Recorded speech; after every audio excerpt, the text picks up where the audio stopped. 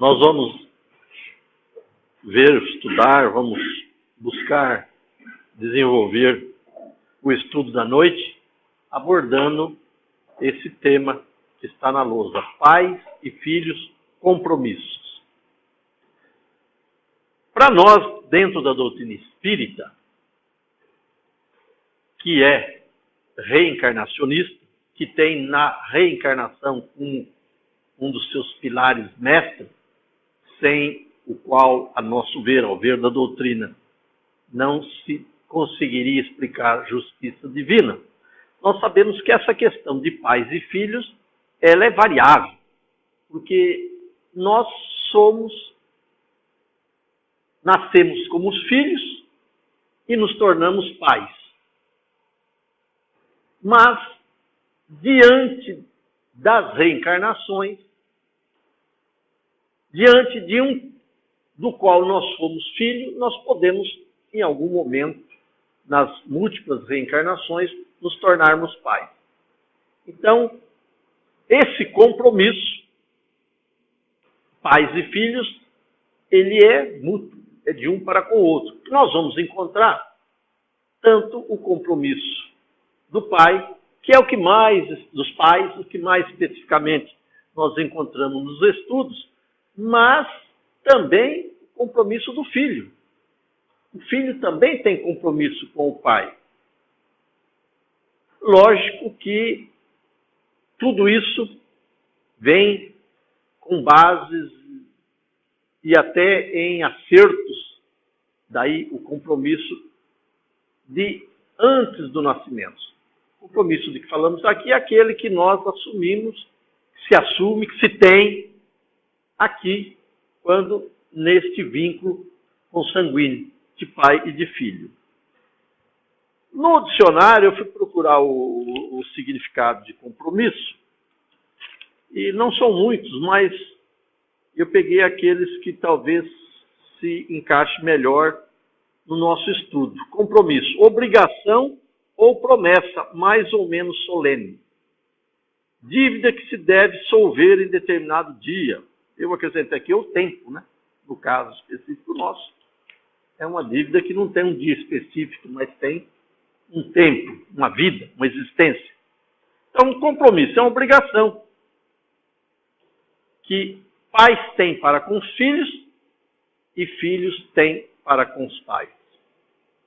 Não sei se quando o Benevides expôs isso, você está pensando em algum título específico do Evangelho. Por quê? No Evangelho, vem um pouco na sequência do que nós vimos vindo: honrai o vosso pai e a vossa mãe. Esse já é um compromisso filial. E tanto que o do filho para com o pai é mais antigo, ou vem primeiro, que nós encontramos no Decálogo, nos 10 mandamentos, o 4º mandamento do Decálogo, lá das leis da Tábua, das leis de Moisés: honrai o vosso pai e a vossa mãe. Então, antecedendo até os estudos, até a Jesus, nós vamos ver que já estava lá: honrai o vosso pai e a vossa mãe. Então, um compromisso de filho para com o pai. Mas, para nós, é importante a gente ver, estudar e chegar ao compromisso recíproco. Porque, na realidade, é isso que ocorre. Nós nascemos, quando reencarnamos, nós nascemos. E temos aqueles que estão assumindo compromissos dos nossos pais conosco. Mas logo, nós nos tornamos pais. E passamos a ter compromissos com os filhos porvindouros, aqueles que achegam a essa nova família. Mas não deixamos com isso de ter compromisso para com os pais. Então nós já temos filhos com os quais temos compromisso e temos pais com os quais, como filhos, nós temos compromisso. Então a questão envolve todo esse círculo que vai aquém também deste mundo terreno, onde nós somos filhos e pais, e aonde nós retornamos muitas vezes em situação contrária. De quem nós somos pais, nós podemos no futuro, uma outra encarnação, sermos filhos e vice-versa. Então, os compromissos, eles são de ordens da vida terrena, mas se perpetuam, seguem, continuam, têm sequência na vida espiritual e nas vidas sucessivas. Porque nós sabemos que, pela lei da reencarnação, os compromissos, eles seguem, se sucedem, continuam.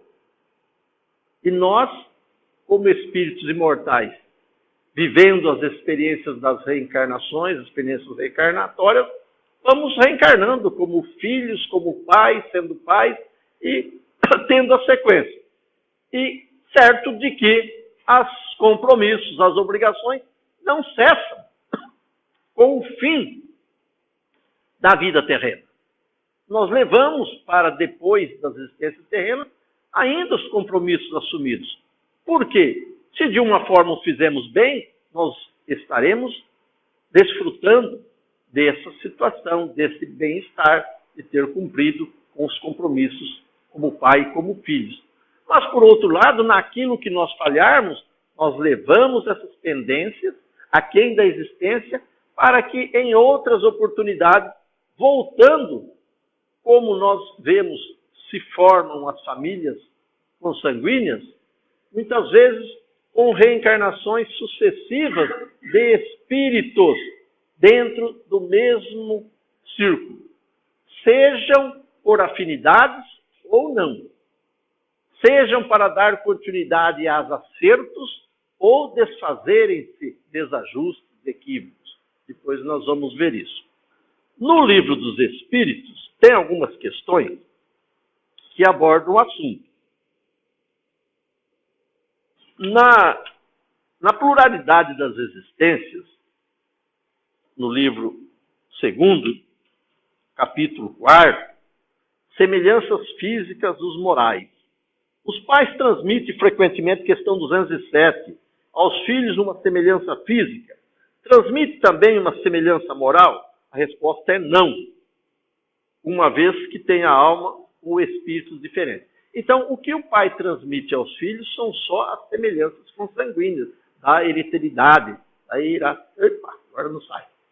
A herança genética, porque espiritualmente não se transmite. A carne vem da carne, o espírito não tem. Então, o filho que nasce é um ser que traz a sua condição. O corpo carnal pode trazer, e traz por questão da genética, alguns traços, mas na moral não. Isto ao nascer.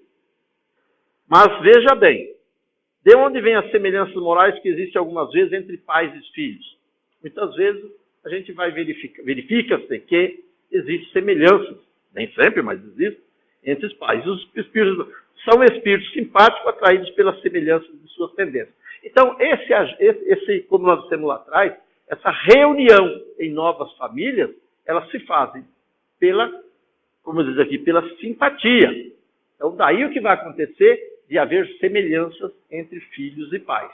Quando a atração que os uniu foi a simpatia. Agora, o contrário também ocorre. Se não há semelhança, se há divergência, o que denota, o que explica? A condição de espíritos antipáticos, até mesmo inimigos. E a 208, que vem bem dentro do nosso assunto, se os espíritos dos pais não exercem influência sobre o do filho depois do nascimento. Aí então é o X da questão. Aí então o grande compromisso dos pais. Justamente porque a resposta é uma influência muito grande. Se o espírito do pai, se o pai exerce uma influência sobre os filhos, como ele diz assim, sobre o filho depois do nascimento, e a resposta do espírito é uma influência muito grande, e nós vamos ver que a importância da infância do espírito passar pela infância terrena, carnal. Qual que é a explicação que a doutrina nos dá? momento, condição em que o espírito, ainda sem a manifestação plena das suas capacidades, do seu patrimônio espiritual, está pronto, em situação capaz de absorver os ensinamentos. Então, o espírito criança, encarnado na condição ainda de criança, não está na posse plena das suas faculdades, das suas patrimônio espiritual, e, portanto, maleável, capaz de absorver aquilo que de novo lhe é transmitido. Tem um ditado que é de pequenino que se torce pepino. Se nós pegamos uma planta pequena, um cipó, alguma coisa, a gente consegue moldá-lo, direcioná-lo enquanto verde, mole, flexível. É uma comparação grosseira, mas é o que acontece conosco, com o espírito. Então, começa o compromisso dos pais com a infância dos filhos, aonde está a oportunidade de moldar. Então, aí é que o trabalho dos pais, de nós, os pais, daqueles que chegam à condição de pais, de levar o seu compromisso, a sua obrigação de passar à criança, ao espírito reencarnante, os bons valores, a boa moral, os bons exemplos, porque ele está ainda em condição de absorvê-los. Então, uma influência muito grande para a resposta dos espíritos. Como dissemos, os espíritos devem concorrer para o progresso uns dos outros. Muito bem, os espíritos dos pais têm por missão desenvolver os seus filhos pela educação. É para eles uma tarefa. Se falharem, serão culpados. Então, esse compromisso, essa tarefa, essa missão, essa obrigação dos pais é uma responsabilidade perante a qual ele responderá. Como disseram os Espíritos, se falharmos, seremos responsabilizados. Se dermos conta, se conseguirmos. Agora, o êxito não é somente se conseguir. Porque nós vamos encontrar mais à frente, a questão é que, malgrado todo o cuidado dos pais, os filhos se desviarem, ele não é responsável. Então, nós não seremos, o pai não é responsável, não é responsabilizado perante as leis, se, malgrado todo o esforço desenvolvido para ajudar, encaminhar, orientar o filho, ele se desviar. Quando ele disse lá, serão culpados, é se não trabalharmos, se não educarmos, se não dermos o apoio, a orientação necessária, sábia, moral. Então, é por aí.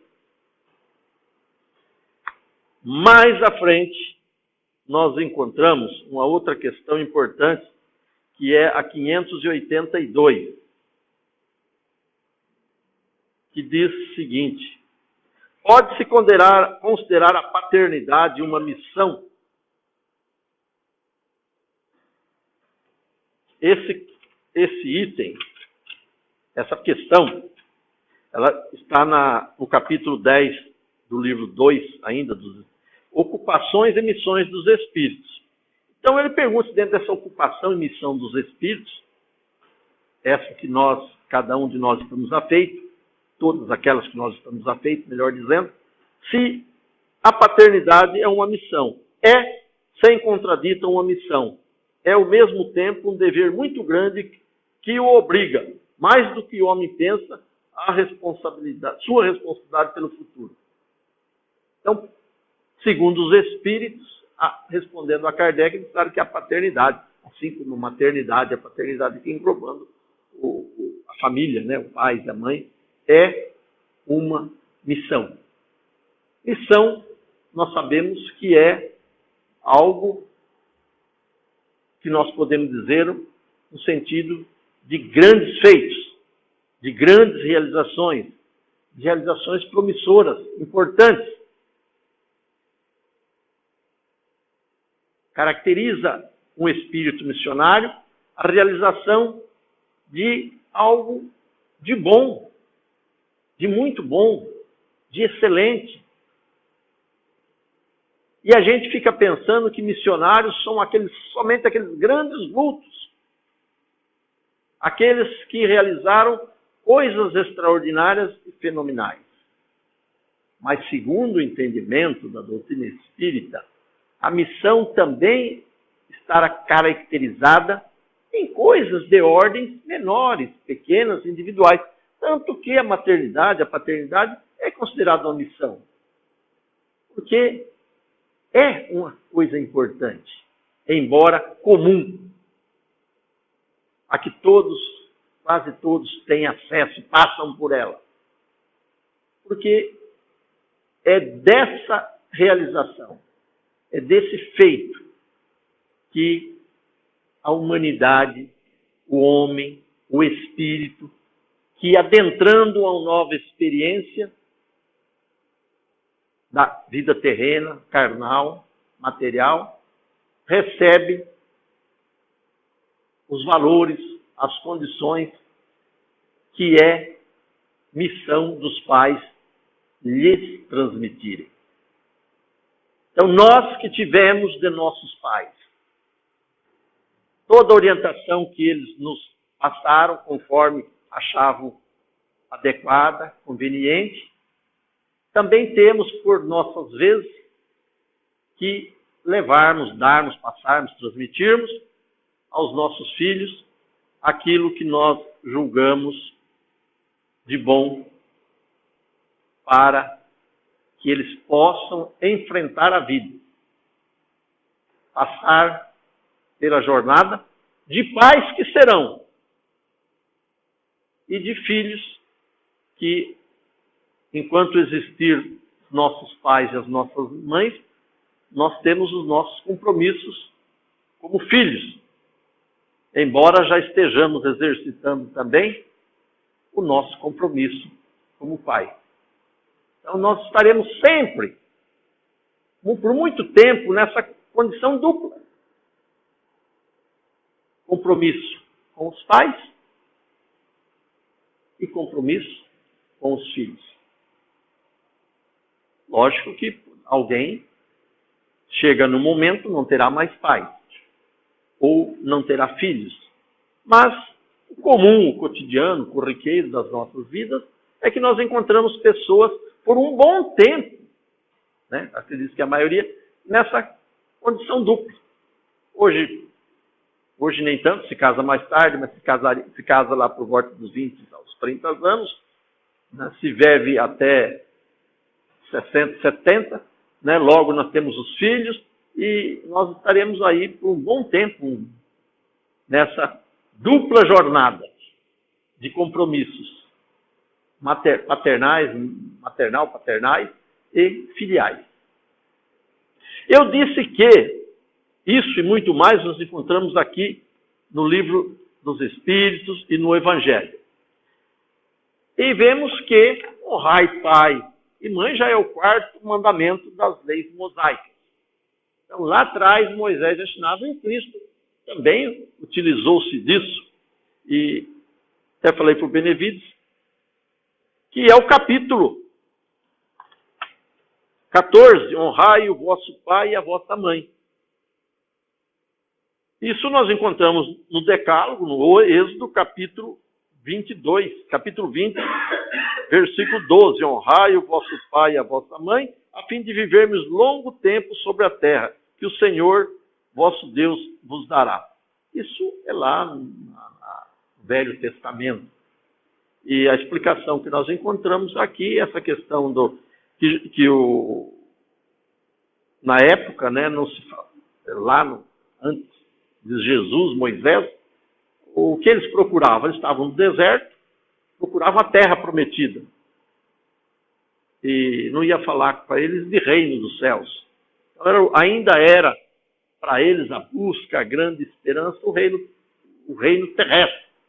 Então, honrai o pai para viver longo tempo na terra, nas terras que o Senhor vos dará. Porque eles estavam à procura dessa terra. E era com isso que lhes era acenado: respeitar o pai, a mãe, para continuar a desfrutar da existência terrena, e era o que eles estavam buscando no êxodo, no retorno da escravidão no Egito, estavam no deserto na época do advento das leis, né, das tábuas das leis. Mas hoje, para nós, o honrar o pai e a mãe é um compromisso, é uma obrigação por ordens divinas, das leis divinas. Tanto que ele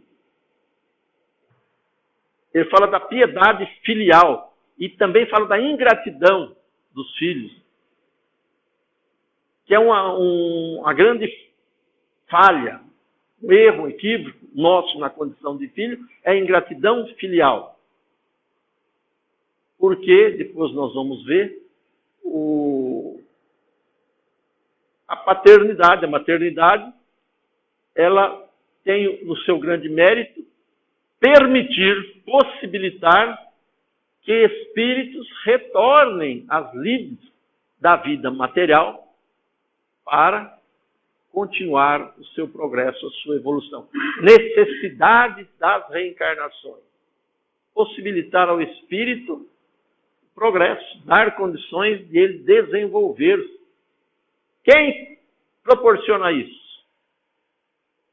A família, o pai, a mãe, o pai.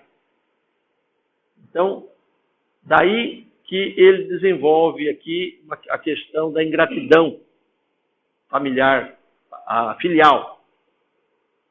É uma grande falta, grande equívoco nosso que nós cometemos como os filhos, é a ingratidão para com os pais. Porque independente, nós temos aí algumas escritas, se nós chegarmos lá, nós vamos ver, independente de como eles nos criaram, como eles nos trataram, só o fato de nos possibilitar reencarnar já é por si só merecedora da nossa gratidão. Dizem os Espíritos, dizem as mensagens, as orientações que nós temos na codificação e algumas outras obras. Só pelo fato de nos possibilitar adentrarmos a vida material, as reencarnações que nos possibilitam elevação, conquista, progresso, são merecedores da nossa gratidão. Por isso que nesse capítulo fala da ingratidão e, né, na instrução dos Espíritos, a ingratidão dos filhos. É um equívoco, um grande erro que cometemos como os filhos, sermos ingratos para com os pais.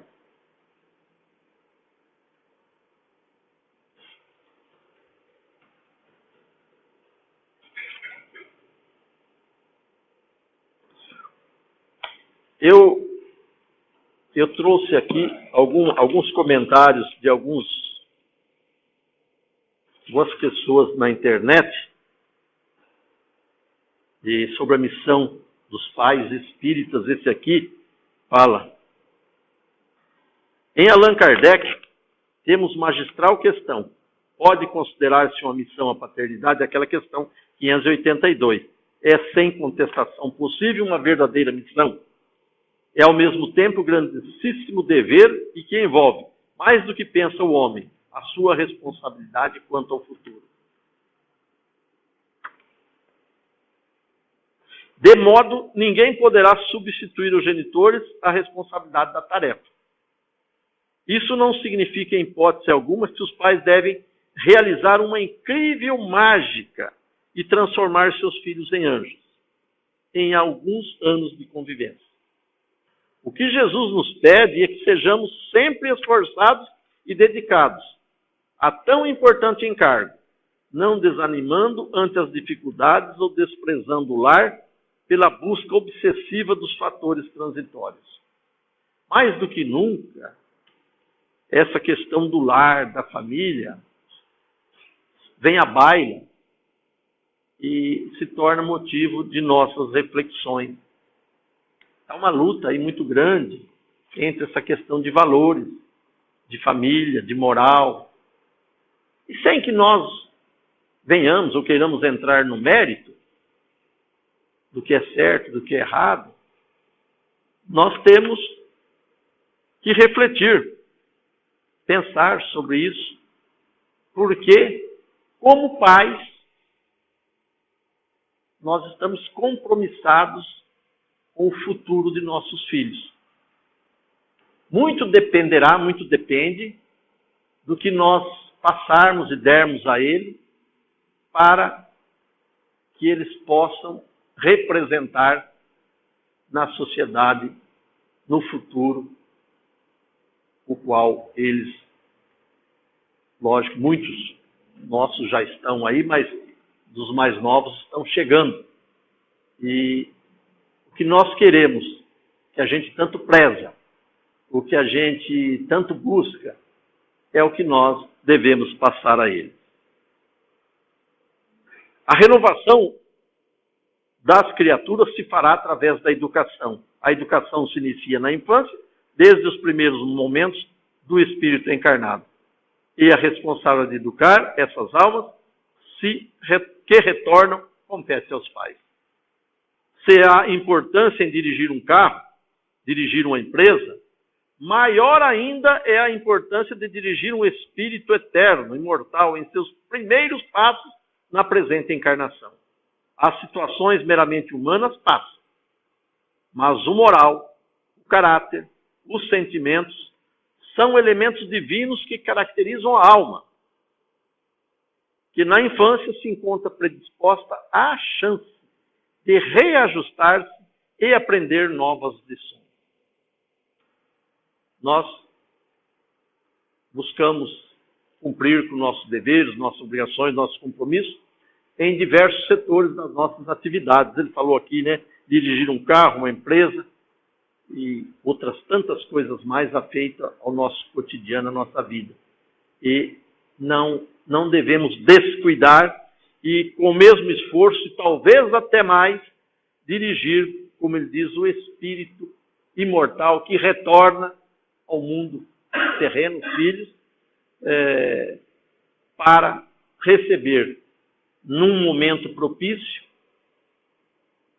as condições que venham a favorecê-lo, seja dando-lhe novos ensinamentos ou até mesmo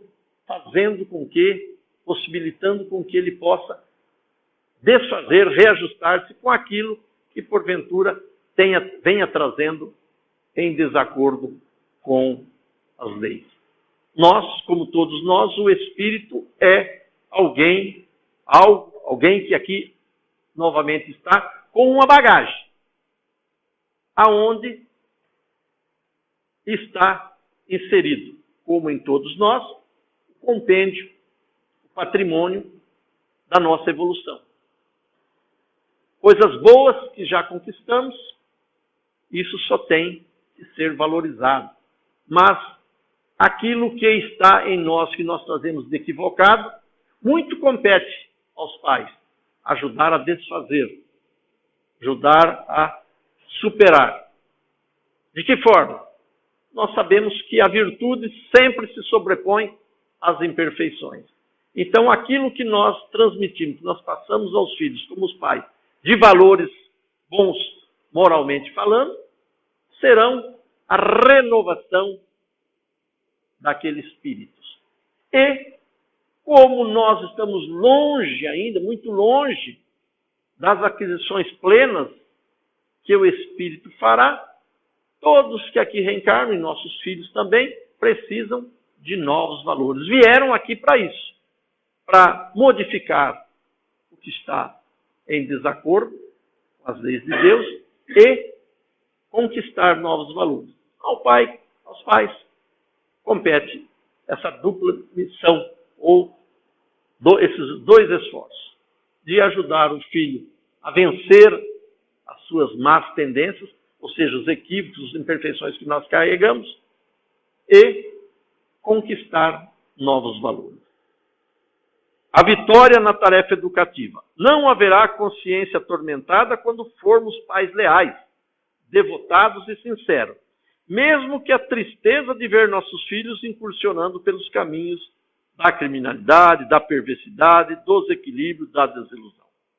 O que causará grande tormento em nossa consciência, é onde estão as leis, né, de Deus, será a preguiça no exercício de nosso papel paterno, materno, o amor sem limites que cega, a profunda má vontade de grande parte dos pais que acham já saberem tudo, não enxergando suas falhas e a falta de humildade em reconhecer-nos ainda incipiente quanto aos conhecimentos acerca da educação. Não somos responsáveis pelas imperfeições de nossos filhos, mas sim se adubamos essas tendências infelizes ou se não as combatemos quanto podíamos. Aquilo que nossos filhos trazem como patrimônio equivocado, erro, não é responsabilidade nossa. A responsabilidade nossa é se nós damos asas a essas tendências. Se nós, ou como ele disse, se não combatemos. Às vezes até achamos graça e equivocadamente a gente acaba, como ele diz, adubando, né, um equívoco dos filhos. É muito difícil hoje, se a gente sai aí e encontra muitos modelos de educação. E é uma grande briga que aí está, cada um achando que tem a receita pronta e acabada. E parece-nos que isso não existe. Mas existe para nós, dentro da doutrina espírita, os ensinamentos que nos possibilitam entender o filho como um espírito com bagagem espiritual que ele fez através das experiências e que, numa fase primeira, necessita muito do apoio e da orientação. É um compromisso dos pais. E que, com certeza, pode ser bastante proveitosa a ele, mas a nós, porque a nossa consciência, como ele diz, aí é que está aquela questão da consciência. E não nos esqueçamos de que a consciência é a juíza nossa, é o nosso juiz, a nossa juíza. É aquilo que nos dará amanhã, sobretudo no plano espiritual, a satisfação ou a tristeza de termos andado certos ou equivocados. E nesse particular da educação dos filhos, não é diferente. O que nós ensinamos, nós demos a ele de bom, será a nossa alegria no porvir, independente do aproveitamento por eles alcançados. Lógico que, se eles absorveram, é maior a nossa alegria. Mas não nos devemos entristecer por aquilo que nossos filhos não absorveram do que de bom e de certo, a nosso entendimento, a nossa vida, nós tentamos transmitir. É de lastimar. Mas o pior de tudo é como acontece com todos os nossos equívocos, quando a nossa consciência nos chamar a atenção por aquele erro.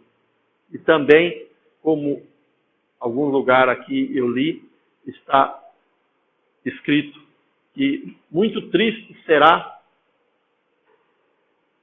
para nós, amanhã, de verificarmos a situação triste de nossos filhos por desvelos, por equívocos nossos, como os pais.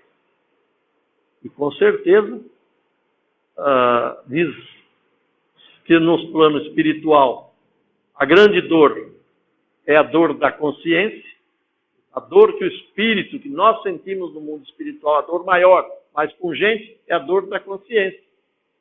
Lógico, estamos lá como espíritos não vinculados à matéria, em que a consciência, nossa juíza, nos dita, nos dá a norma da nossa condição, da nossa paz, da nossa serenidade, da tranquilidade, ou do próprio inferno, que é a consciência pesada, a consciência não tranquila. E nesse compromisso como pais ou como filhos, também acontecerá amanhã, depois, a nossa consciência, a mesma que nos vai julgar como pai, vai nos julgar como filhos. Qualquer compromisso não honrado como pai ou como filho será dores, dificuldades para nós amanhã. Muitas vezes aqui nem precisamos desencarnar para sentirmos o peso dessa consciência por outros equívocos realizados.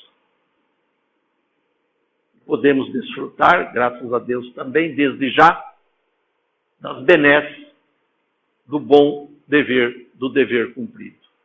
Assim como tudo que nós fazemos de bom já nos retorna em bem-estar. E assim também, como muitas coisas equivocadas que fazemos, não demora muito para martelar a nossa... tá vendo? Tem utilidade. Martelar a nossa consciência. Por isso que ele trouxe o martelo, tá vendo? Martelar a nossa consciência. Mas, mais do que aqui, lá também nós recebemos. O mais importante não é darmos shows de virtudes paternais, e sim que nossos filhos, ao deixarem a vida física, estejam mais enriquecidos espiritualmente e moralmente do que quando chegaram a ela. Mesmo que teimem em recalcitrar, resistindo teimosamente em abandonar as próprias sombras, somente haverá um mundo melhor com o bom desempenho da tarefa educativa por parte dos pais nos lares. Santo Agostinho esclarece-nos: quando os pais hão feito tudo o que devem pelo adiantamento moral de seus filhos, se não alcançam êxito, não têm de que se inculpar a si mesmo e podem conservar tranquila a consciência. Depois, alguma coisa mais voltada para nós, pais espíritas. Para os pais espíritas, o grau de compromisso aumenta, tendo em vista o rico e inestimável material que trazem em mãos. A doutrina espírita, com o horizonte descerrado pelo espiritismo, a compreensão dilatada da realidade espiritual, o trabalho educativo ganha uma dimensão mais profunda e as possibilidades de acerto se multiplicam. Compete a estes pais aproveitarem a fecundidade desses recursos. Por que ele abordou esses pais espíritas dizendo que com a doutrina espírita? Porque, como nós dissemos, para nós, os pais, os filhos, não se resumem a um momento, a uma existência. Então é lógico que ganha um significado muito maior. Nós acreditamos sermos espíritos imortais, que já é grande coisa, não morremos. Mas mais do que isso, nós vamos passando pelas experiências reencarnatórias, nas situações de pais e de filhos. Retornamos muitas vezes ao convívio daqueles com os quais por aqui já estivemos, ou estaremos próximos àqueles com quem já convivemos em outras experiências. Então veja que a importância dessa relação consanguínea desdobra, vai aquém dela, perpetua-se no mundo espiritual. Tem uma questão no livro do Espírito que pergunta se a reencarnação não rompe os laços de família. E as respostas é não. Ao contrário, ela, a reencarnação, os fortalece. Então, mais do que romper com a reencarnação. Por que ele diz isso? Porque a pergunta é justamente baseada nessa questão de achar que nós somos pais uma hora, filhos o outro, primo uma outra, avô na outra, e vamos, se isso não rompe, ou no outro não somos nada. Não. A vida verdadeira é a vida espiritual. E, portanto, através das reencarnações e dos relacionamentos que ela nos possibilita, nós vamos só estreitando esses laços. Ao contrário do que aqueles que não acreditam ou não acham a reencarnação viável, por, como diz, romperem os laços que nos unem. Ao contrário, ela nos fortalece. Fortalece quando tem afinidade entre os espíritos. A reencarnação fortalece, sempre fortalecerá, porque a finalidade dela é justamente isto. São duas as condições que nós reencarnamos no mesmo círculo familiar. Uma, para dar continuidade à simpatia que nós nutrimos um para com os outros. Ou desfazer as antipatias que nós possamos ter. Então, num aglomerado familiar, nós vamos encontrar essas duas possibilidades. Reencarnamos naquele círculo para dar continuidade às simpatias, fortalecê-las, ampliá-las, porque nós vamos formar uma única e só família no mundo espiritual, onde seremos todos irmãos que somos realmente, mas nós vamos nos amar igualmente a todos. Não é essa aonde todos nós chegaremos. Mas ocorre que nem sempre existe essa simpatia. Nós temos antipatia. Então, viemos, voltamos, retornamos também num círculo familiar, às vezes, onde existe, entre elementos, antipatia, que se pode verificar por experiência própria, investigando a própria família, as famílias que nós formamos. Ver pessoas que se relacionam bem e pessoas que nem tanto. Pessoas, irmãos, espíritos simpáticos e espíritos antipáticos. De qualquer maneira, a família, aquele relacionamento está servindo para fortalecer os laços de família.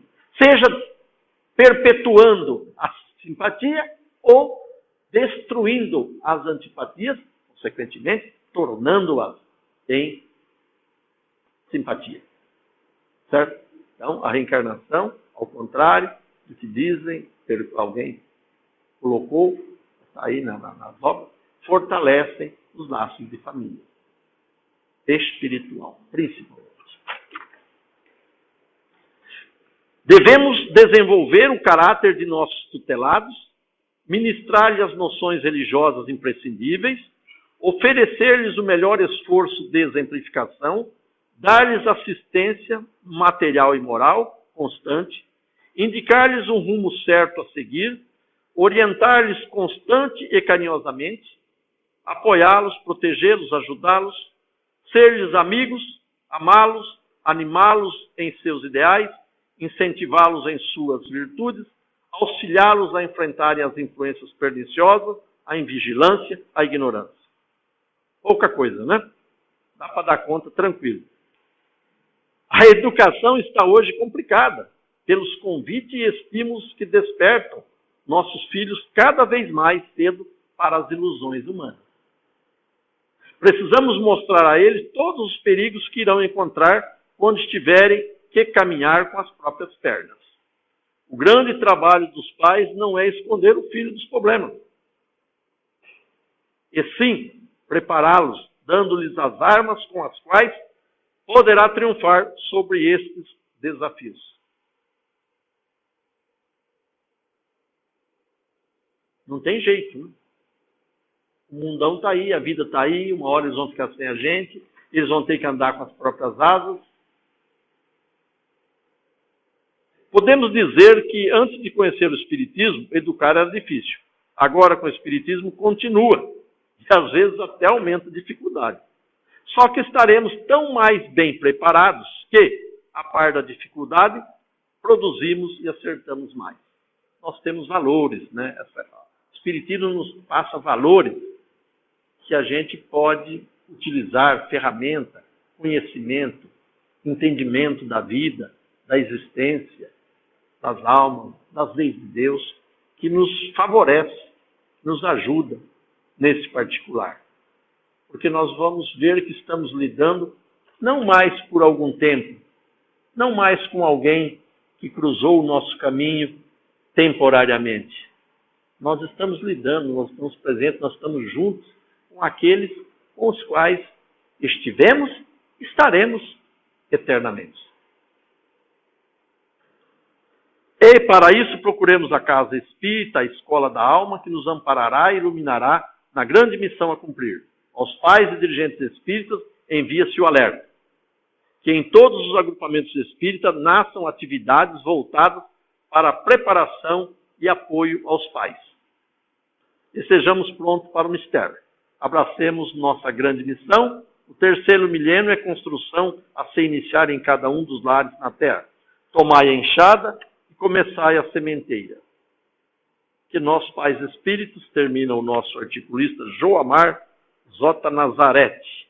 Sejamos os tradutores de Jesus junto aos nossos filhos, iluminados pelo Evangelho, educando-os com segurança e convicção.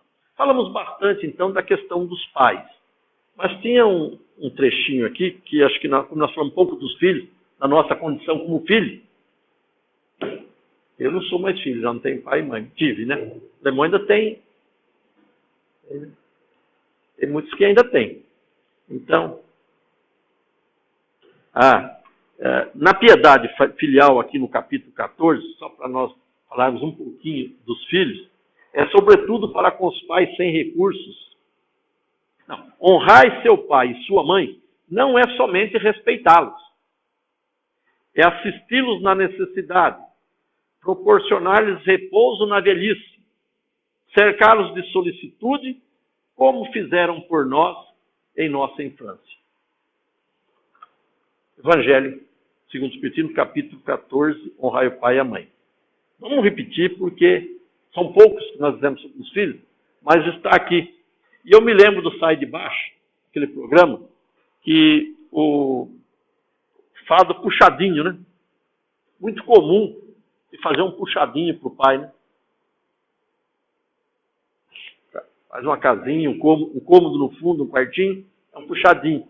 Tinha lá um puxadinho, você lembra da história do puxadinho? Mas olha, vamos repetir, honrar o seu pai e sua mãe não é somente respeitá-lo, como a gente pode pensar. Ser educado, não desobedecer, é assisti-lo na necessidade, proporcionar-lhes o repouso na velhice, cercá-los de solicitude, como fizeram por nós em nossa infância. É interessante essa... Tem mais, é grande a colocação que ele faz acerca dos filhos. Mas só essa colocaçãozinha aí já é importante, para ver que não termina o nosso compromisso. Lógico que terá pais que conseguirá se sustentar, conseguirá se manter sem a necessidade da participação dos filhos.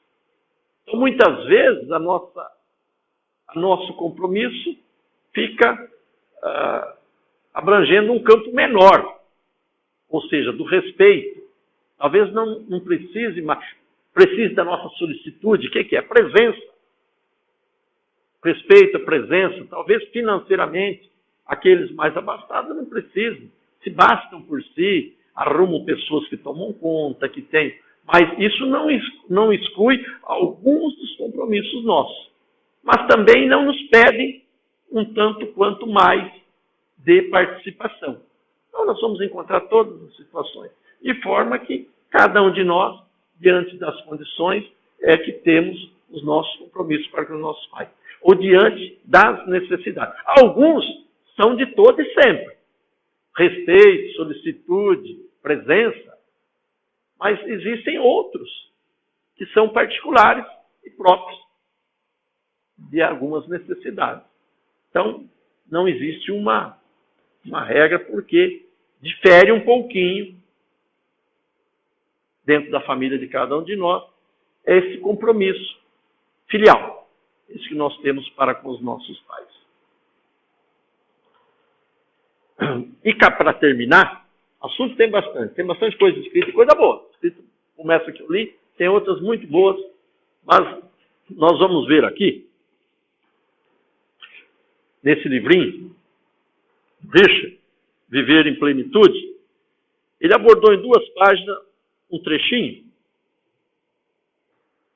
abordando a questão 334 do Livro dos Espíritos, há predestinação na união da alma com tal ou tal corpo, o espírito é sempre de antemão designado, tendo escolhido a prova que queria submeter-se, pede para encarnar.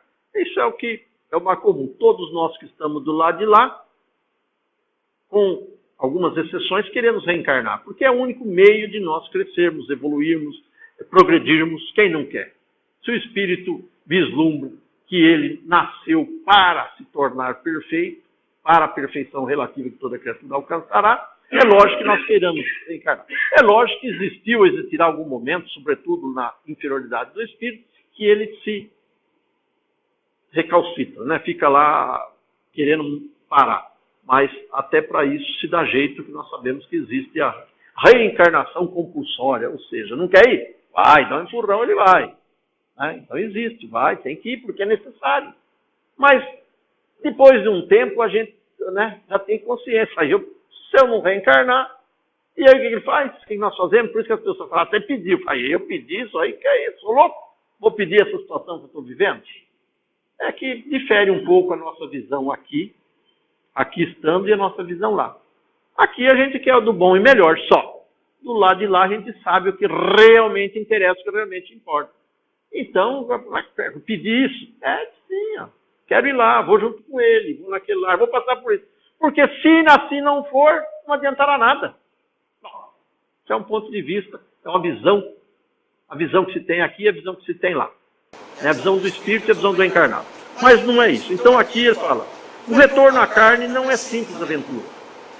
Mesmo na reencarnação natural, em que o espírito ligado ao psiquismo dos futuros pais, não raro em face de problemas obsessivos, é sugado pelo campo de força que se forma na relação sexual, há mentores que, situados como instrumento da divindade, controlam o retorno atendendo às necessidades do reencarnante. Nós vimos na série André Luiz aí a reencarnação dos Segismundo, né? Toda uma problemática, dificuldade. Como cada caso é um caso, cada desencarne é um desencarne, cada reencarne é um reencarne, cada uma situações. Mas nós temos sempre, por misericórdia de Deus, por amor de Deus, ajuda.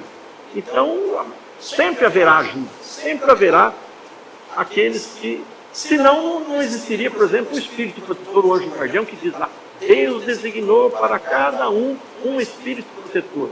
Um espírito mais evoluído que vem para ajudar, para tomar conta, para assessorar. Então veja que todos nós temos ajuda, desde o nosso reencarne. Um dos cuidados fundamentais diz respeito à família. Ela é constituída normalmente de espíritos que tiveram, normalmente, constituída de espíritos que tiveram alguma ligação no passado, boa ou má, de afetividade ou desentendimento, além de objetivos outros. Não é só essa questão, afinidade ou não, e de objetivos outros, determinando a formação do agrupamento doméstico. Há dois básicos. Determinando a formação do agrupamento doméstico há dois básicos. Consolidação de afeições e desintegração de aversões. Entre outras coisas, existem essas duas situações. Uma, né?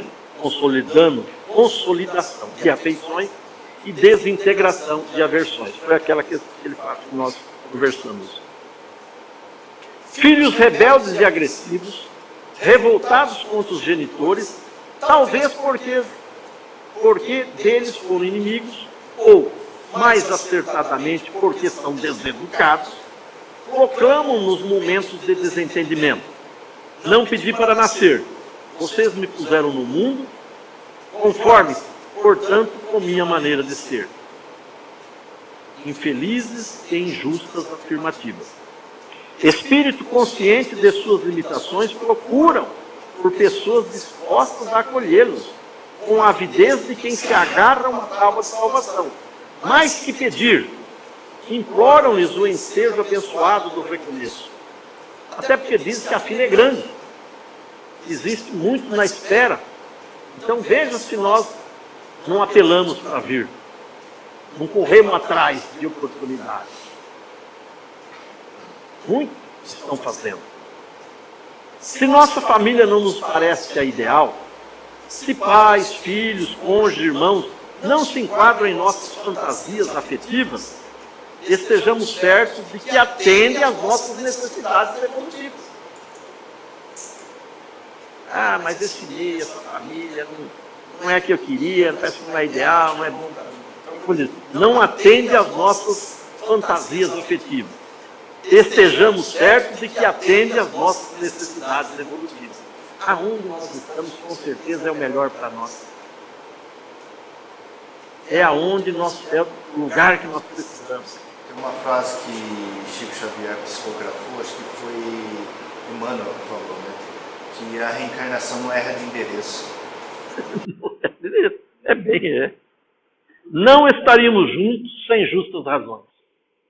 Não estaríamos juntos sem justas razões. Particularmente em relação aos pais, podemos apontar inúmeros defeitos neles que nos desagradam. Mas uma só virtude é suficiente para nos calar. Eles abriram as portas da reencarnação para nós. Por isso que eu disse aquilo para vocês. Eu tinha lido aqui. Podemos ver nos pais inúmeros defeitos, mas uma só virtude bastaria para nos calar.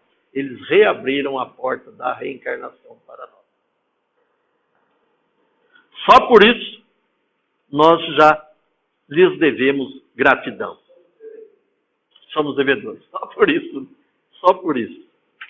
Depois, uma única pergunta. Em que consiste a missão dos espíritos, que nós vimos lá, que é a questão 500 e pouco, né? Instruir os homens e alucinar o progresso. Então, e quanto à paternidade? Que foi a questão 528. Haverá missão mais nobre que a de proteger, amparar e encaminhar os filhos que a bondade divina confia aos nossos cuidados? Uma única geração seria suficiente para mudar radicalmente a terra, povoando-a de homens melhores, se os pais cumprissem a missão de orientá-los adequadamente, com a aplicação do currículo ideal. Qual seria? Segundo o Richard, o exemplo. Com certeza, o bom exemplo. Não obstante suas limitações, não seria difícil se os pais assumissem a vida que lhes é confiada na pessoa do filho para fazê-la florescer. Árdua missão, dizia um amigo, e suspirando, os filhos exigem muito de nós. Pesa-me tal responsabilidade. Colocação do Richard, na historinha dele. Talvez pese. Depende de como a encaramos. A garota levava nos braços uma criança de 2 anos. Vocês já viram, né? Às vezes dá tanto dó. Uma criancinha, um irmãozinho, né? A gente via muito isso por aí, ou se vê nos meios mais... A garota levava nos braços uma criança de 2 anos. Alguém lhe perguntou, muito pesado, menina? De modo algum. Respondeu prontamente. E cheia de satisfação, é meu irmão.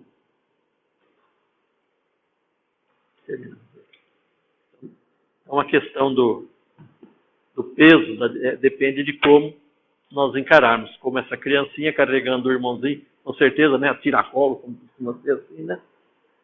Pesado, né? Não. É meu irmão. Então, a dificuldade, como ele está falando ali atrás, do colega, né? Ele disse, é muito difícil, realmente é. Mas é muito mais difícil dependendo de como nós encararmos a missão, o compromisso. Isso, tanto numa situação como noutra. Tanto na situação de pai, como a de filho. Tanto mais difícil será o compromisso, a missão, já que falou que é uma missão, né? Sobretudo a dos pais, como nós a encararmos. Então poderá ser um inferno mesmo, para aqueles que não aceitam, que não entendem, não compreendem. Mas poderá ser uma bênção para aqueles de nós que entendermos a razão de ser dessa nossa oportunidade de estarmos exercitando uma e outra, muitas vezes intercaladamente, como os pais e como os filhos.